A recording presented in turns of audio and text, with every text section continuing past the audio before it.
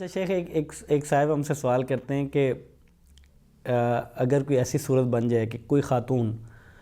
اس سے ایک سے زائد لوگ منگنی کرنا چاہتے ہوں یا پیغام بھیجنا چاہتے ہوں، ظاہر وجہ اس کا دین بھی ہو سکتا ہے، بس اوقات دین اور کردار وہ لوگوں کو بہت پسند ہوتا ہے، اس وجہ سے زیادہ لوگ مطلب چاہتے ہیں، یا مال بھی کہہ سکتے ہیں، جیسے حدیث میں آتا ہے حسن بھی ہو سکتا ہے۔ تو اگر کہیں ایسی صورت بنے کہ ایک خاتون کے لیے ایک سے زائد لوگ بیک وقت منگنی کا پیغام بھیجنا چاہتے ہوں تو یہ درست ہے؟ اور اس میں دونوں چیزیں، ایک یہ کہ معلوم ہو ایک شخص نے پیغام بھیج دیا ہے، دیگر کو معلوم ہے، اس کے باوجود وہ پیغام بھیجنا چاہتے ہیں یا بھیج رہے ہیں،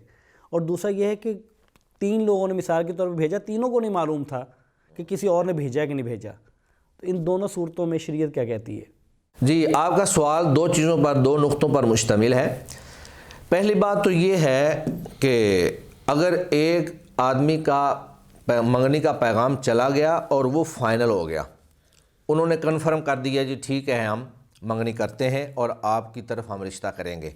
اور دوسرے بندے کو پتہ چل گیا کہ واقعی ہی یہ پیغام جو ہے وہ فائنل ہو چکا ہے، تو پھر کسی دوسرے شخص کے لیے منگنی کا پیغام بھیجنا جائز نہیں ہے۔ نبی مکرم صلی اللہ علیہ وسلم کی حدیث مبارکہ ہے کہ لا یخطب الرجل علی خطبۃ اخیہ حتی یترک الخاطب او یأذن له الخاطب، کہ کوئی شخص جو ہے وہ کسی کی منگنی کے پیغام پر منگنی کا پیغام نہ بھیجے حتیٰ کہ وہ اس کو چھوڑ دے، یعنی وہ اپنا پیغام جو اس نے بھیجا تھا اس کو چھوڑ دے، جی میں یہاں نہیں کرنا چاہتا، اس کا پروگرام بدل گیا، یا پھر وہ اس کو اجازت دے دے دوسرے بندے کو، جی آپ پیغام بھیج لیں۔ تو اگر تو پیغام کنفرم نہیں ہوا ہے تو پھر دوسرا بھی بھیج سکتا ہے، تیسرا بھی بھیج سکتا ہے، چوتھا بھی بھیج سکتا ہے، اس میں کوئی حرج والی بات نہیں ہے۔ اور اگر پیغام اس کا کنفرم ہو گیا ہے، انہوں نے پکا کر دیا ہے جی ہم آپ کو رشتہ دیں گے، تو پھر دوسرے بندے کو اگر علم نہیں ہے تو پھر تو ایک دوسری بات ہے، اور اگر اس کو علم ہو جائے کہ یہاں پر منگنی کا فائنل ہو چکا ہے تو پھر اس کے لیے وہاں پر پیغام بھیجنا جائز نہیں ہے۔ ہاں البتہ جو اس نے پہلے بھیجا تھا یا جہاں پر پہلے کنفرم ہوا تھا، اگر وہ چھوڑ دیتا ہے تو پھر دوسرا بندہ پیغام بھیج دیتا ہے، یا پھر بسا اوقات ایسے بھی حالات بن جاتے ہیں کہ وہ اس سے اجازت لے لے کہ بھائی یہاں پر میں منگنی کرنا چاہتا ہوں۔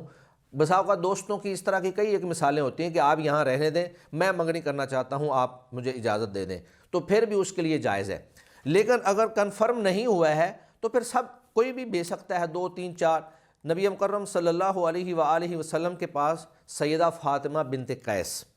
ان کے خامندن ان کو طلاق دے دی، اور پھر کئی لوگوں نے ان کو نکاح کا پیغام بھیجا، جن میں امیر معاویہ بھی تھے، ابو جہم بھی تھے، اسامہ بن زید بھی تھے۔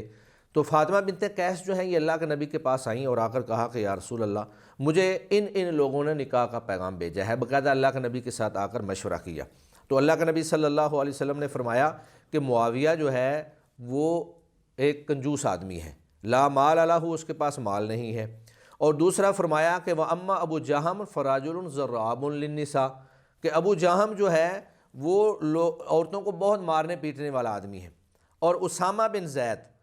رضی اللہ تعالی عنہ، ان کے بارے میں آپ صلی اللہ علیہ وسلم نے مشورہ دیا کہ آپ جو ہے ان کے ساتھ شادی کر لیں۔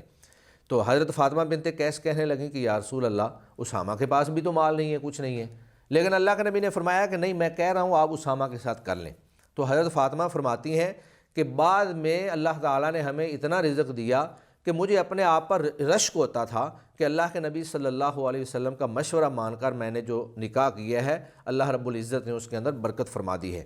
تو اس حدیث سے ثابت ہوتا ہے کہ اگر منگنی کا پیغام کسی ایک کی طرف کنفرم جب تک نہ ہوا ہو اس وقت تک دوسرا تیسرا چوتھا آدمی جو ہے وہ بھیج سکتے ہیں۔ یہاں 3 لوگوں نے بھیجا ہے، جی یہاں پر 3 لوگوں نے بھیجا ہے، اور چونکہ کنفرم نہیں تھا اس لیے کسی کے لیے کوئی یہ برائی والی بات نہیں تھی کہ جی آپ نے کیوں بھیج دیا ہے یا آپ نے کیوں بھیج دیا ہے، لیکن اگر کنفرم ہو جائے تو پھر دوسرا بندہ اس کو یہ نکاح کا پیغام نہیں بھیجنا چاہیے۔